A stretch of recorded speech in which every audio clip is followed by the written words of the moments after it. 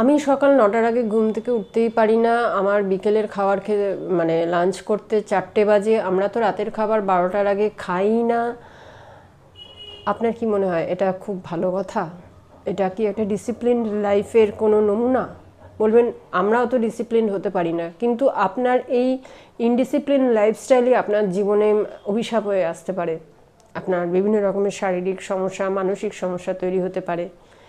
পারি না বলে কোনো কথা নেই। যে সকাল ৯টায় ওঠে সে চাইলে পরে সকাল 6টায় উঠতে পারে। শুধু ইচ্ছা শক্তিটার প্রয়োজন, যেটা হয়তো যারা এরকম করতে পারে না তাদের নেই। যে মানুষটা সকাল 6টায় ওঠে সে যদি পারে, তাহলে সকাল 9টায় ওঠা মানুষটা কেন পারবে না? জীবন আমার মনে হয় সবসময় একটা ডিসিপ্লিনড ওয়েতে চলা উচিত। ট্র্যাকের বাইরে চলে গেলেই না জীবনে অনেক কিছু এলোমেলো হয়ে যায়। জীবনটাকে সুন্দর করে গোছাতে হলে না একটা